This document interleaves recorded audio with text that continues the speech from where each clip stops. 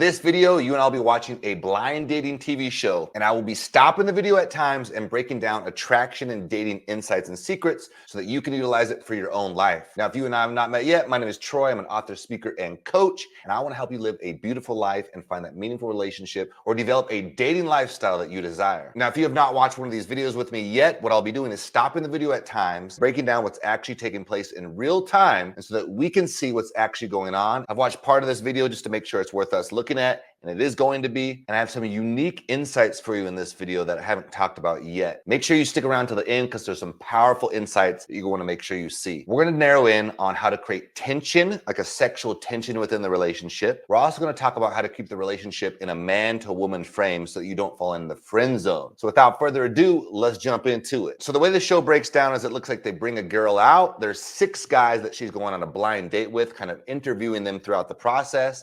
And then at the end, I'm assuming she's going to choose one of them. So I'm going to skip the part where she's introduced. Where we're at now is she's sitting down and the men are introducing themselves. He's watching right now. Hello. Let's get to know the guys. Let's just start off real simple. Tell us your name and a fun fact about you. We'll start with contestant number 1. Hey, Indiana, how are you? My name is Reggie B, and I'm a writer. And that's it. Let's go. Do you have a poem or something, or like even a short, maybe a haiku that you could come up with on the spot for her? On the spot for Indiana? On the spot. Shall I compare thee to a summer's day? Nay, it fails to accurately state your beauty. Indiana, you are ethereal, ephemeral, magnificent, a light that enters the room. I think I speak for all of us when I say we're all lucky to be here. Guys, I started ovulating. Oh my God. Way too many syllables for a haiku. Contestant number 2. Hey, I'm Jesse Warren. I'm an ex-software engineer. I quit to start a company. My fun fact is that in the 8th grade, I was the Pacific Northwest Regional Yu-Gi-Oh! Card playing champion. Although I do feel like I'm kind of sad about saying it because normally people don't cheer. I did lie slightly. I did come in 2nd place. I don't know how I feel about liars. What if I corrected it so quick? Maybe. I'm just trying to evoke the proper emotional reaction. To be honest with you, I actually don't know what that was beforehand, so I'm just like, okay. It's a trading card game. It's like Pokemon. Yeah, Oh. actually, if anything, coming not in first place during a Probably a Yu-Gi-Oh! better Is thing. better than getting... My name is Diego Noboa. A couple fun facts about me. I used to be a water polo player and I did swimming as well. I used to do the freestyle, the butterfly, the breaststroke, but I'm best known for giving the best backstrokes. This is a good example of what we call agreeableness. The first guy has like this basic answer, like I'm a writer. They ask him if he can recite something right away. He does. That's very agreeable. Sure, I'll just do this. The second and the third guy, notice how they kind of played with the frame a little bit. Well, I was a Yu-Gi-Oh! Champion. Well, I lied about it. The other guy's a swimmer. No, my best thing's the backstroke. But what they're actually doing in those moments is they're creating a little bit of push and pull, a little bit of tension. What that's leaning you towards is getting away from the friend zone. So contestant number 1 has moved into an agreeable frame. Contestants 2 and 3 are a little bit less agreeable. It's very nuanced. It's not a lot, but I want you to see that. Let's see how it goes from here. That's sex. He's talking about sex. Contestant number 4. Fun fact. Heard a lot about you. Hi, Indiana. My name is Akira. Fun fact, my family and I, we own a family-owned restaurant. It's a Japanese sushi restaurant. Shout out Mon Japanese Restaurant. I don't only make sushi. I can make you anything in the world. Bed and breakfast, That's really cute. late night dinner.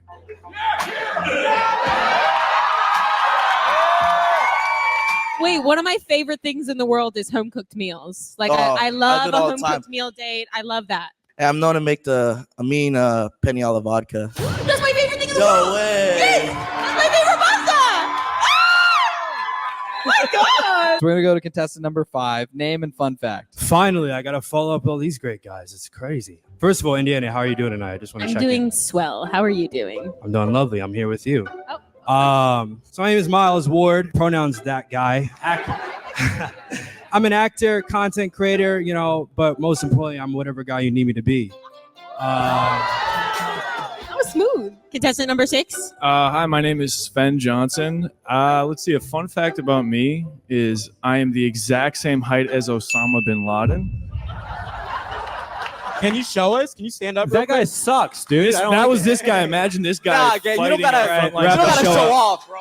Those are technically fun facts. Are they fun, Hunter? Are they? I feel like, is there nobody else 6'6" besides Osama bin Laden you could have used? You're 6'6"? 6'6", 200.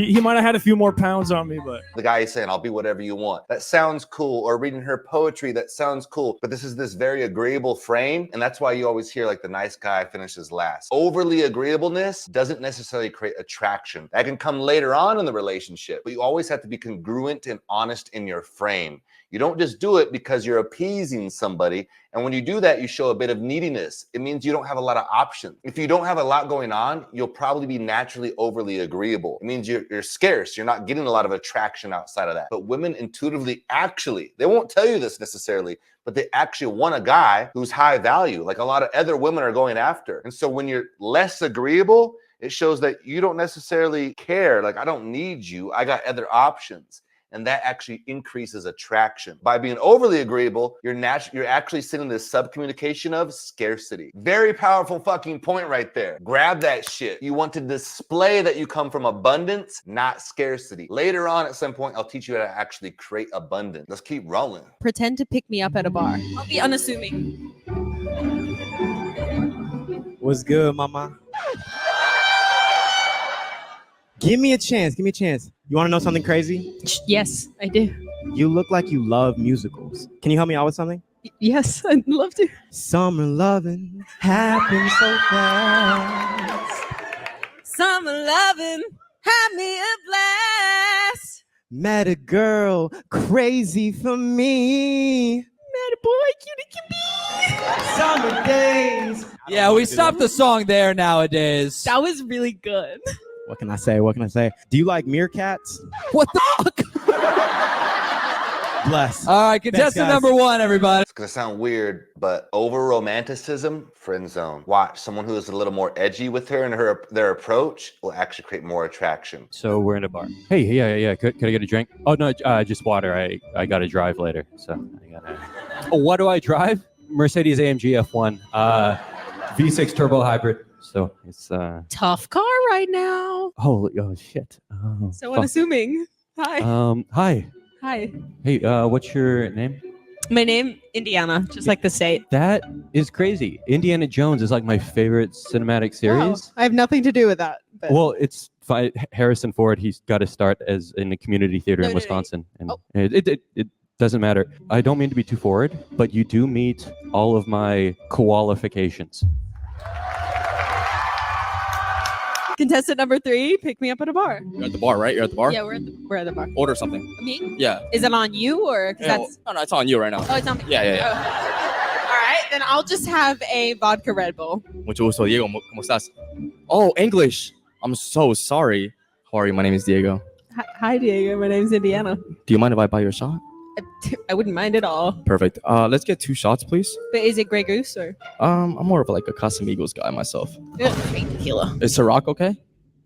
Grey Goose okay? Yes. How did you know? Let's get a bottle of Grey Goose to bottle 3 over there at the table over 3 over there. A bottle of Grey Goose?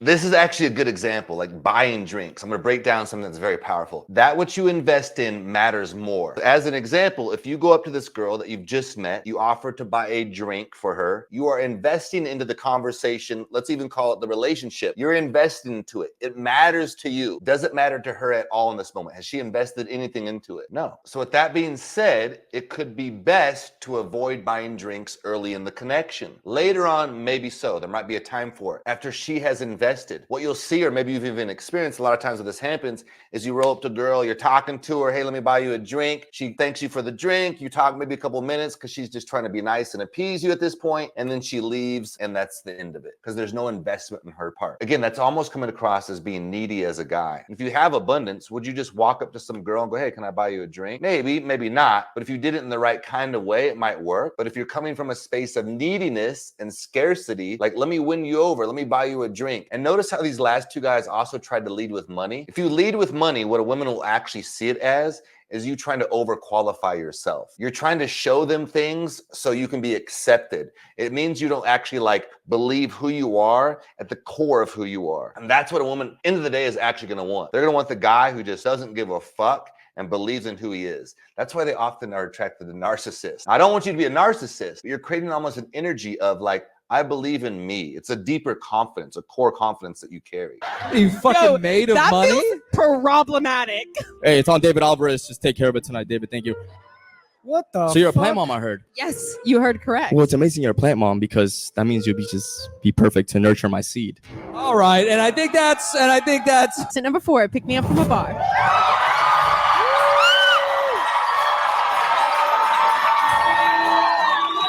Hey, can I get an apple juice? All right, thank you.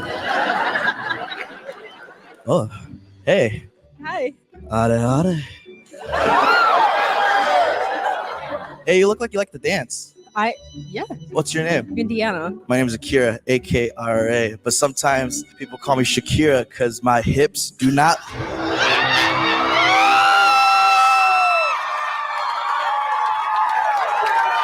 How about yours, Indiana? Your hips do not lie? For you, sweetie, my hips do not lie. oh, well done, Akira, everybody. Fantastic example of keeping it more emotional. Again, as men, you're often going to believe that you have to come up to a woman and lead with logic because we're often in our logical mind. We're figuring things out. We're solving problems throughout the day. But when you lead with logic, it's very bland, very dry, very boring. And so notice how he created more energy, right? More energy in the moment by just making a joke of things. It's like the more goofy you can be in those type of instant interactions, that actually creates more attraction. And I know as a man, it's hard to believe that. I spent my life trying to make wealth and build money and build value for myself. And then in instant attraction and dating, the thing that actually wins is you just being a goofball because it's showing the woman that you can still play. There's still energy and life to you. Now, an insight that's very powerful. So something that this guy could do right here is you always want to keep the frame man to woman. And what that means is you're creating the frame of like sexual tension. And so when you stand to the side of them, like maybe initially you walk up and you're next to them, right? You don't want to just like, you don't want to initially overwhelm them. You don't want to scare anybody, right? So as you walk up, maybe initially you're next to them and you start conversation. What you want to do is then move your frame so you're face to face and you're looking them in the eye. You're holding tension. And that frame creates energy. It creates tension. But you can't necessarily do it when you're side to side. So eventually you want to move in front and keep it man to woman so they can feel your energy. Right? You see that? You sense that a little bit even? And so you're always creating and developing tension, but most men can't look a woman in their eyes, and that breaks tension. She holds and owns the frame, and it shows that you're too weak for her. You won't be able to handle her energy. So rather, by just squaring up, holding the frame, you show her, I got this. I'm fit for this moment. I'm fit for you. That's good. That guy is good. That was so good. I just love when he went, my hips don't lie. Hey, back off. That could be my new husband. Okay, all right. Hunter? Well, not yet. We don't know. Let's go ahead and see. Contestant number 5. Excuse me, how are you? I'm so good. How are you? Look, I'm actually on my way out right now, but I couldn't help but notice it's a little twinkle in your eyes. Oh. You know, a night like this, you're a star, you be everything I'm searching for. Oh, is there more or is that? No, we're good. Okay. Like with a telescope or? You know, it's whatever you want to be, you know what I mean? Like, you just seem like a fun girl. How are your friends doing tonight? They having fun? So I feel like, you know, it's a little loud in here. Maybe we can finish the conversation elsewhere outside. He's doing a good job of what? He's framing up, he's keeping it man to woman. But what could he do better? This is why pickup lines are not ideal because it's bland. Actual communication is about sub-communication. So he's relaxed, he's framing up, that's very good. And then he pulls out some bullshit bland fucking line, right? Like it's canned. Women don't want anything that's canned. It's fake, it's phony, it's not congruent. And so rather than just go up and add authentic value to her, maybe make a statement, mention something about the environment, then get to know her, leave space in the conversation for her to ask you questions. At some point in the conversation, you could even say, tell me something about yourself. This allows her a moment to invest in the conversation. And if she doesn't, no big deal, move along. But pickup lines typically do not work. It's much better to focus on the vibe and the energy and create emotion. Our final contestant. Contestant number 6. Pick me up from a bar. Yo.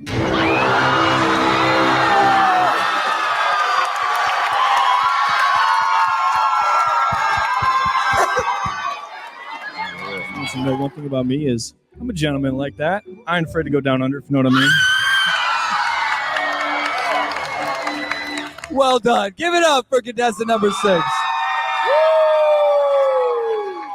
The two guys that got the biggest reaction were the two that were more emotional based, right? We're just kind of goofballs, almost like a kid. Like it's literally sometimes like you're just back in the playground as a kid. The ones that were more logical got very bland and dry. I know that's kind of like mind fuckery, right? But you're looking in real time, what actually creates more attention. Now the next step, I don't know if they're gonna go to it, but the next step is you gotta carry the conversation and create deeper connection. We've now seen 6 pickups at a bar. Now, audience, you know what you have to do. It is time for our first elimination.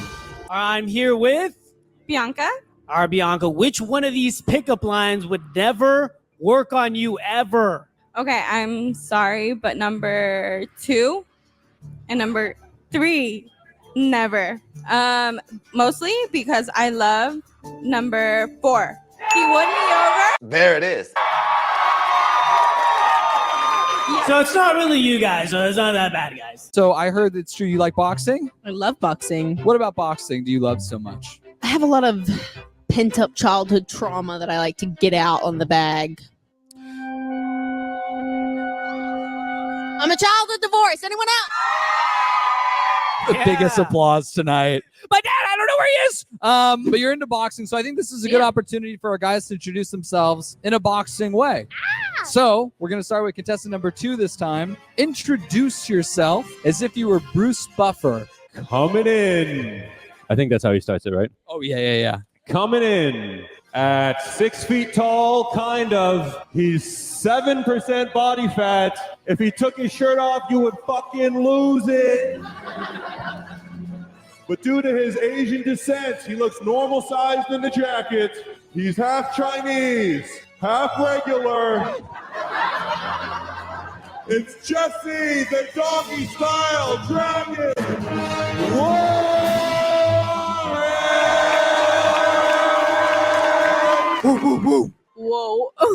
Why are you guys applauding at all the f***ed up shit? A good example of self-deprecation, kind of like making fun of yourself. Anytime you do that, it just shows you don't take yourself too serious. Women enjoy that, having a loose frame. A guy who can't do that, who can't joke around, can't laugh, what's he gonna be like in a relationship? Stiff, rigid, boring. That ain't no fun. And so if you can make fun of yourself, it's showing them right away, like, let's have a good time together. Let's enjoy life together. That's what they're looking for. That's why your logical bullshit ain't it. If you're too focused on making the money, having the great looks, developing this logical lifestyle that's gonna win a woman over, get ready for some boring, stiff, rigid shit. Can we see what your body looks like? Let's do it. Can we just see abs or something?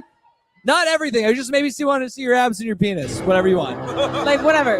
Or like maybe like if you like just show me though. Okay, my penis? You No, no, no. We're on Netflix. We don't want to make this go on Hulu. So this is Yeah. Holy shit. Wait, whoa. Damn. Do you like muscles, Indiana? Is that a thing? I love all sizes. All right. That was crazy, actually. I thought it was like a bit that you were doing that you were like, he's got abs. And I was like, I will never lie to you again. After the first round. All right, contestant number 3, your boxing introduction. And now, for the Ecuadorian kid who moved to the United States of America for a better opportunity, so his mom says. Standing at 5'6", 5'8" with Air Forces on a good day. Weighing in at 150 pounds. No steroids. Diego Noboa! All right, well, we have 2 more contestants. All right, I feel like I got to bring it now. Bro had the voice and everything. All right. Ladies and gentlemen. He's 6'6" tall. I feel like I sound like Plankton from SpongeBob. You're doing great. Keep it going. You're doing great. You're doing great. 6'6" tall. He hails from Wisconsin, the nicest state. He is Sven Daddy Longlegs Johnson. If my ex was here, If your ex was here. Your future ex could be right here. Because mine is. well, thank God my ex isn't here tonight talking about my best qualities. Because if she was up here, we'd be up here all night. Oh, your best quality is that you would be up here. So you I thought he last. meant he still wanted the. I was like, What?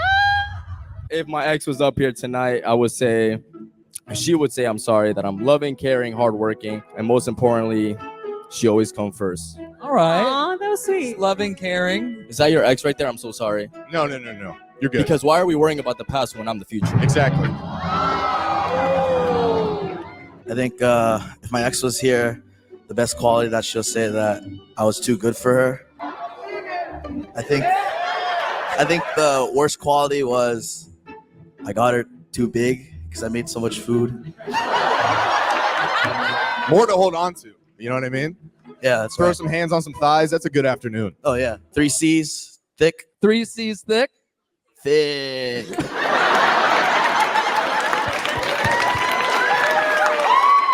I love that guy. Just another good example of how this kid doesn't take himself too serious. He's making jokes of things. He's winning over the entire group. Like the audience is liking him. I don't know if he'll actually be the one she chooses. Oftentimes someone who is, let's call it like naturally better looking, they'll struggle with because they fall into like this perfectionism category. Like everything comes around their looks. And someone who doesn't necessarily have that like natural gift of looks, they have to develop other qualities to create attraction. And so this guy has cultivated that. He's got a vibe, he's got an energy. But what you want to do, wherever you are on that spectrum, you want to always move towards the emotional and the vibe, creating the energy. The more you can add that into your dating lifestyle and attraction, the better you'll be at getting results. I'll keep it short and sweet here. Worst qualities, she would probably say loves too much, cares too hard, legally restricted from any country outside of the United States, and will show up to any of her events and be there for her. Did you say you're not allowed in any country outside of the United States? My best qualities are Stick with the best ones. I'm a giver. I'll just be buying you stuff. I'll take you on trips in anywhere in the continental United States. Okay, I want to hear from contestant number 3. 2. 2. Do you want me to call her? Yes. Okay. I'm going. Hello? Hi, Jess, what's up? Oh, Megan, I really like this girl. Okay, so I need you to tell what the best and worst parts about dating me are, like the best and worst qualities. One of the worst parts about dating Jesse is that by his own admission, he's bad at sex. Oh yeah, I say I'm bad at sex. What's the good part? Megan, what's the good part? Probably the best part about dating him is that I can attribute my success in life to Jesse and how he and I grew together as young adults. Sounds like she's still in love with him, and that's all I need to know. So we're going to go ahead and go straight to an elimination. Zach? I'll do it. I'll be the one that eliminates someone. Contestant number 3. You have to sing a country song, an original country song for her. Original? So you have time to think though, okay? Okay. So that means we're going to start with contestant number 6. Sing a song. All right, this is an original for you, Indiana. I love you more than I love drinking in parking lots, sitting outside a high school football game. And I need you more than a truck body needs a frame. Wait. I love you like a beer at a bar after sitting at a farm all day long. I love you more than I love my dog. Whoa! Get the man a CMA. Contestant number 2. I'm still trying to process what Megan said to me earlier, but it's all right. That was hectic. Hey, darling. What are you doing tonight? I'd like to spread you like some Vegemite. I'd like to take you to town, and I might not be the biggest guy around. My ex said that. But if you let me be your Kent, I promise you won't be sorry. If you let me put this shrimp on your Barbie.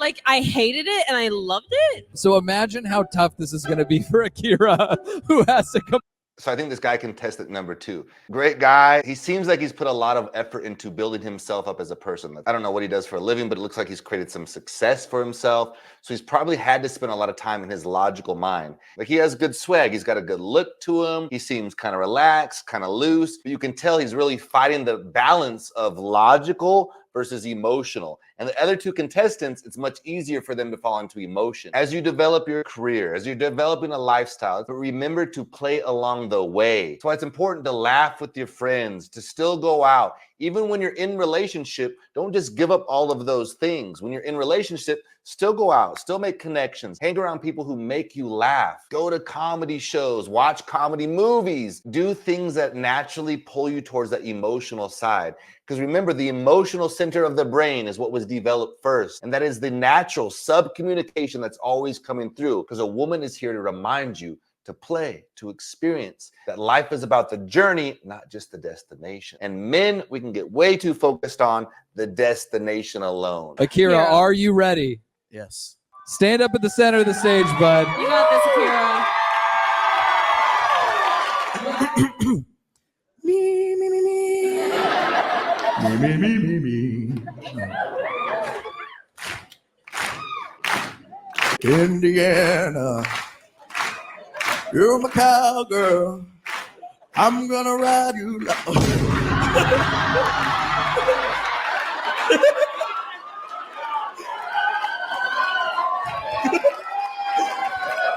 You're my cowgirl. All right, okay. All right, hold on. Let's go back. He's got more. You're my cowgirl. You're my sweetheart. I love you like a 3-6. But number 1 is Jesus Christ, my parents and you, Indiana. You say you're from Australia. Oh boy, I like to go down under.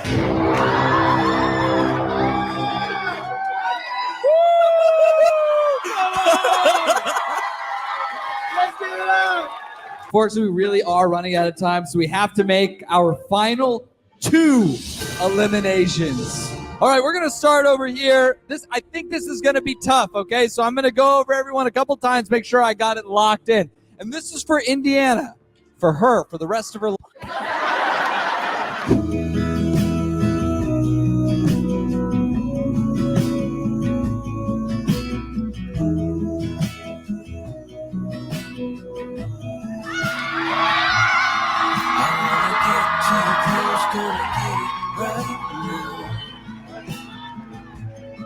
I wanna push all the limits with you right now.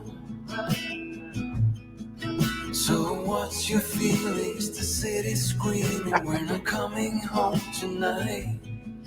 Well, there you have it. The 2 guys who kind of stayed till the end were the ones who were able to bring out their emotions and connect to not only her, but the audience. Now, it's a little skewed because it looks like the audience actually selects who wins on this. So we don't really know her full attraction, but you can see in general the value of using more emotion versus the logical side of your brain. So notice when you go out, when you're making connections, it might take you a little while just to get out of the logic because you've been in it so long, but allow yourself to maybe start making some jokes. You're looking for self-amusement. Just find humor in all your little interactions. If you walk up to a girl and it's awkward and you feel strange, laugh at it. It's no big deal, right? Don't take yourself or life too serious. That's the whole fucking point. And so when you laugh at it, you self-amuse, it brings you into that emotional state. And then before long, you're in your emotions and you're actually making deeper connections. The 2 that made it till the end also did a good job of changing the dynamic from that more agreeable friend zone energy into more attraction-based energy. If I were to give them one piece of advice from here on out, that you understand who you are,